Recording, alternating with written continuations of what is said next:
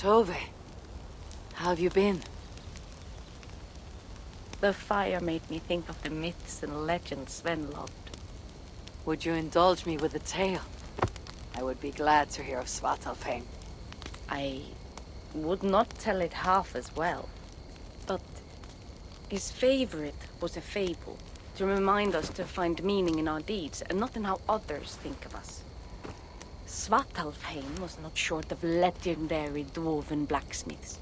Everyone has heard of Ivaldi, of Brokkr and Sindri. But this tale is of a stonemason. He lived as far south as he could, where Gulnamar meets Vangrid.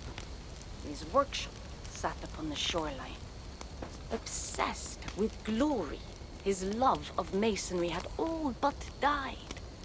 He scoured the shore, seeking precious stones washed up from other realms. Then he saw it. Something beautiful, glittering, shimmering across the water, upon an island he had never dared travel to. He hastily built a boat, working long into the night. He set sail and found many rocks that sparkled and dazzled upon the island. He cried out in joy. To craft anything from such stones, he would be remembered for all time. Then he felt a sudden sting on his foot. Then another, and another. His eyes adjusted to the dark. So consumed was he by his desire for renown, he failed to realize he had walked into a nest of snakes, until it was already too late. And so, clutching the stone that sealed his fate, there he died. Remembered, yes, but only for his folly. Fine tale, Tove, and well told. Sven would be proud.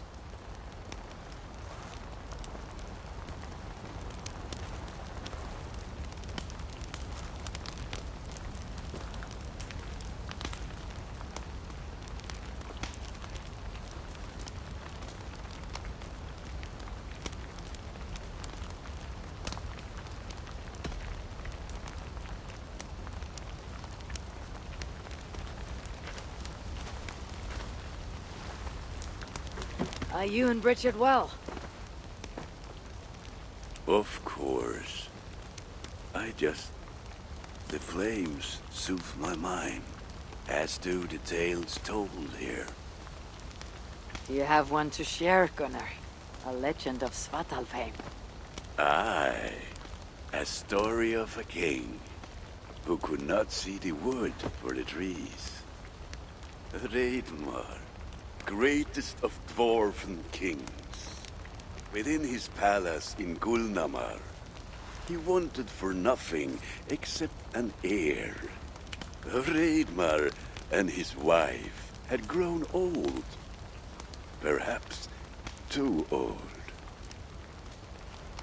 Late one night, consumed with worry, Reidmar walked in the shadow of his vast mountain-top palace, tears in his eyes. "A great king! What ails you?" a voice said. Afraid, Reidmar saw no one. "Who goes there?" he replied. Then he saw who addressed him. A vast and ancient tree, perhaps almost as old as Ymir himself. Reidmar sat upon its roots and told the tree he feared he was too old to give his subjects the legacy they deserved. The tree was so moved, it wept and offered its tears to Reidmar. "Drink, great king," it said, "and your woes shall be washed away." Reidmar observed the grass, the meadows, the leaves of the tree. His subjects' happiness could be seen in how they cared for the land. His legacy was all around him. Reidmar felt at ease, realizing he had everything he needed, and asked that the land receive the tree's gift instead. The tree's happy tears flowed evermore, enriching the land. 9 moons passed, and a baby's cry rang through Reidmar's palace. Long would dwarves place gifts in the weeping tree's roots, in memory of Reidmar and his kindness that shaped all he touched. All things happen when they should, old friend. I hope so.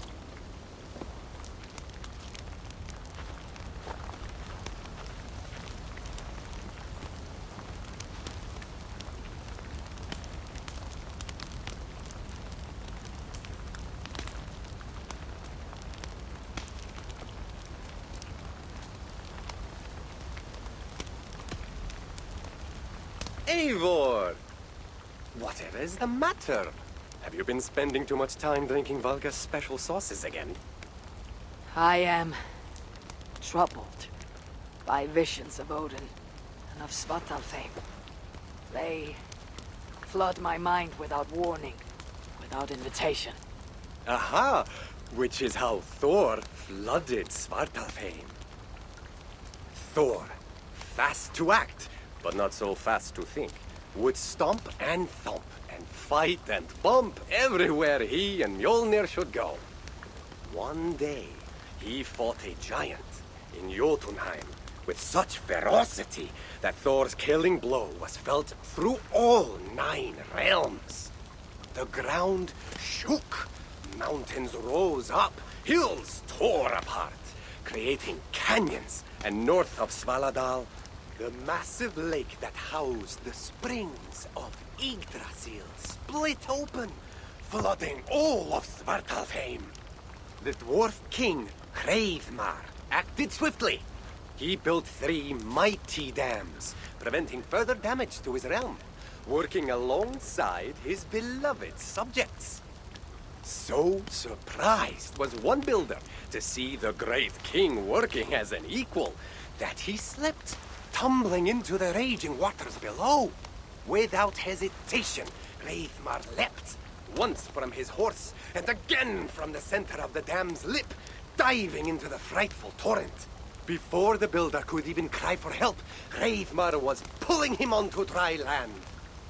And so 2 giant statues were built to honor the king, one for each leap of unthinking bravery, and stood until the end of days. Until Ragnarok. Aye! So you see, actions ripple outward, like a stone falling into a lake. Or like Thor crushing a Jotun skull with Mjolnir. Affecting everything, whether foretold or unknown. I fear my tale has only worsened your concerns. No, a good story is a log that feeds a mind's flame. Thank you, friend.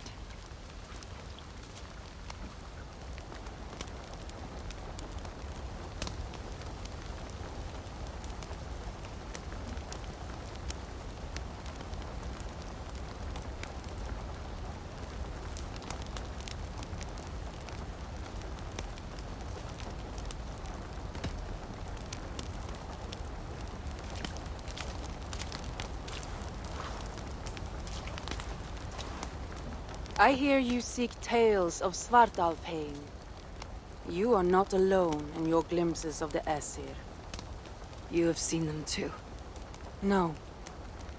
Only the power the visions hold, and their effect on those once held dear. You speak of Sigurd.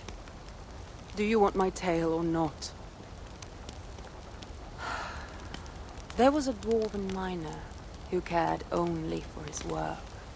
Mining was all he knew, all he wanted to know, and all he would ever know.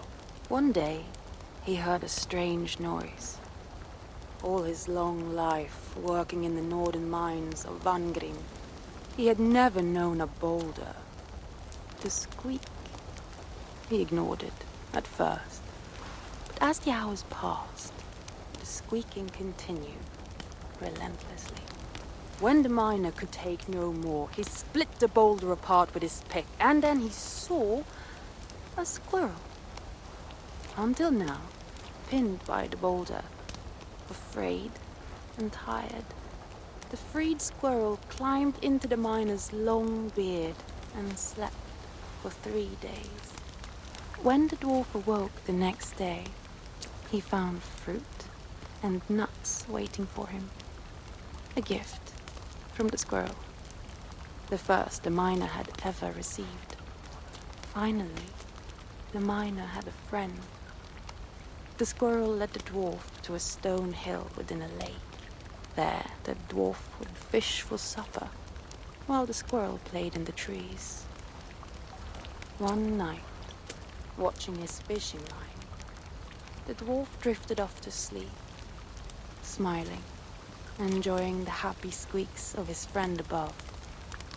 When the sun rose, its light did not find the dwarf, for he had turned to stone, his short-lived bliss captured evermore. And the squirrel?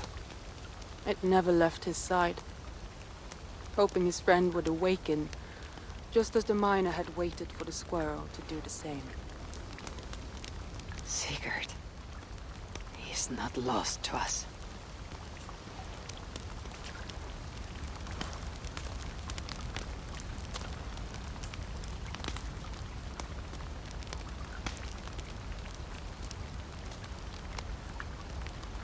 In every great story there is truth to be found. I wonder what could be found in Svartalfheim in the place they spoke of.